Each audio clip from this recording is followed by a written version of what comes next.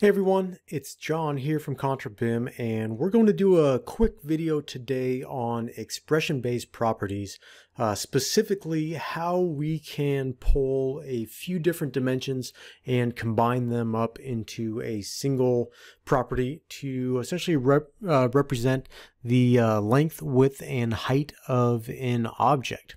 So in order to do this, we'll be jumping into our property manager and the expression editor, and then we'll go through and kind of walk through this workflow to build this up.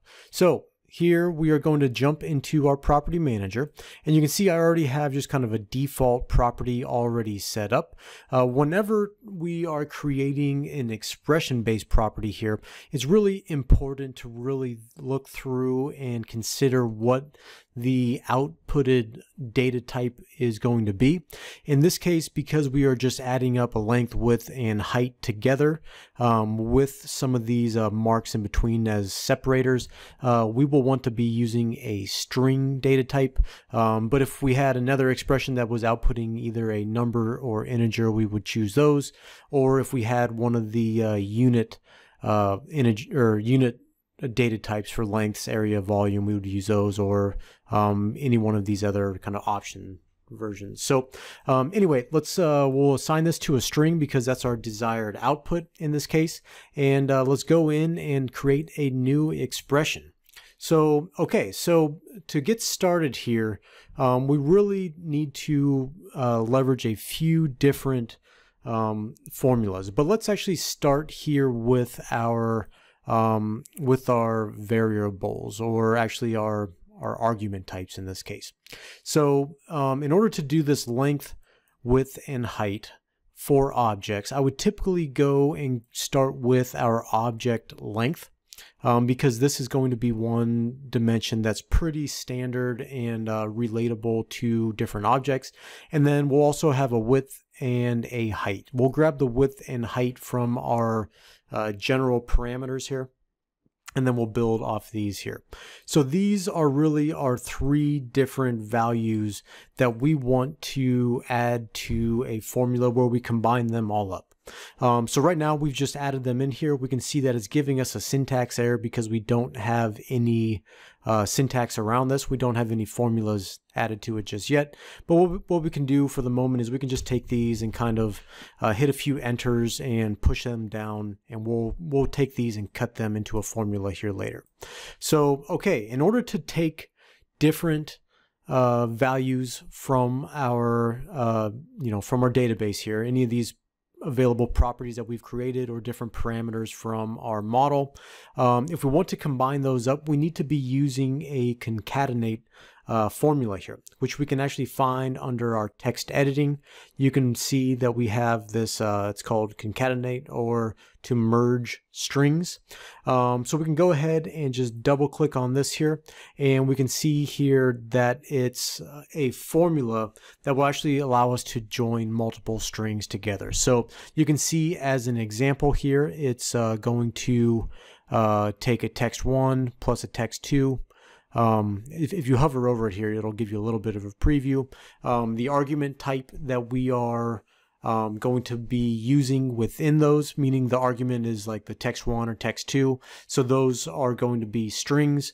Our resulting output is going to be a string as well. So we need to just make sure that our argument types are in that string formula, and then we can easily just combine these together. So right now, just to point this out, we currently have three different length arguments. So we need to do a little bit of work on these in order to put them into a format that we can drop into this larger format here.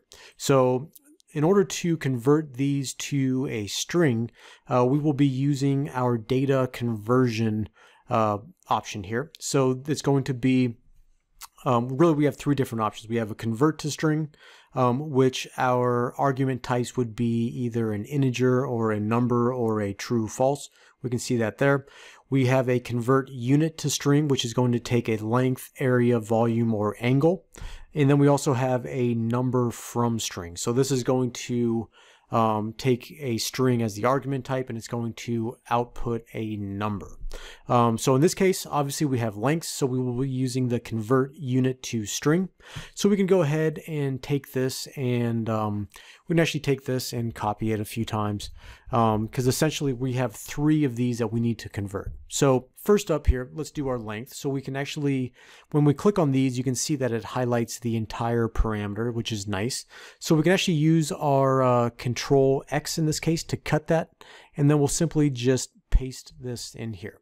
We can do the same thing with our width. We'll cut and then paste, and then our height we will cut and paste. And it doesn't really matter if we have these little spaces on the outside. I'm going to add that in there just so that we have it all nice and clean. And then once again, we can take this formula or this string calc from unit and we can cut this. And we're going to paste it here into our larger formula. And then we'll do the same thing for our width. And we need to add one more here for our length. So I'm just cutting and pasting these in. And you can see that as soon as we get to this point here, it's actually going to tell us that right now we are currently good. So let's go ahead and hit OK on this. And we will hit OK once again. And then when we go here and we can just grab this, in this case it's a rooftop unit, we can grab that and we can just go into our properties here and we can just preview and we can see what we are getting. So the problem with this right now is it's not very readable. We can see that it's got 6 feet, 4 feet, 2 foot 9.5. If we go and inspect our sizing here, we can see that yes, it is 6 foot by 4 foot by 2 foot 9.5, but our property does not read very well there. So we can certainly go in and make some adjustments here to make this a little bit cleaner to look at. So the first one that we can do is just, we can kind of add, right now we currently have 3 different values or 3 different arguments that we are adding to this concatenate or merge strings formula. We can go in and we can simply just give it another variable here or another argument, and we can just give it a little X there. And then we add a comma, and then right now we've created another little value that we've added into this. So we can grab this segment here. I'm going to copy it and we can paste it right after our second, and we can see that we can just start building on this. And so let's preview how this looks. Okay, so we're selecting our object still. We can hit expression, and then we can see that, okay, it's starting to look a little bit better here. We're getting a little bit more definition here, so it's a little bit easier to read. But certainly we can improve on this just to one more level or even a few more levels here by simply just going in, and we can edit this once again.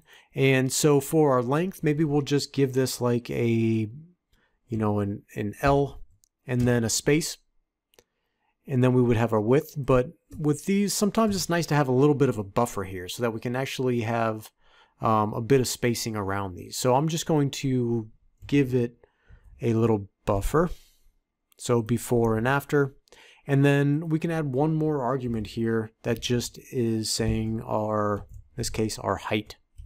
Oh, height. There we go.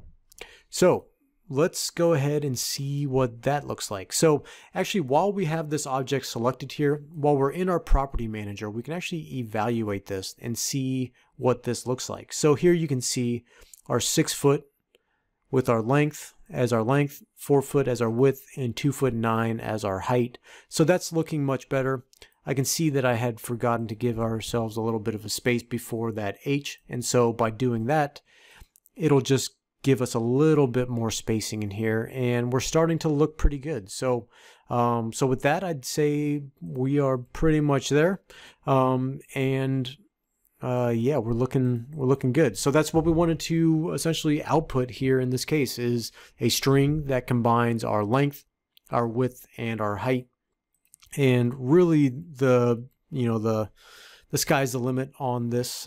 Certainly we have a lot of different variables that we could throw into this mix, but hopefully this quick little video here demonstrated how we can set up these custom properties, and hopefully that gives you just a nice little introduction into expression-based properties here. So there's a lot of power in these. There's a whole range of different properties that we can work with as arguments, and we have a lot of different functions here that we can use as well. So a lot of cool things that we can do with expressions, and yeah, if you're interested in learning more about these, then yeah, feel free to ask me if you have any challenges that you want to see completed here in another video. I'd be happy to go through and kind of point out some of these different functions and explain how they work. So, okay, so that's it for this particular video. I hope you enjoyed, and we will catch you on another video here soon. Thanks for watching.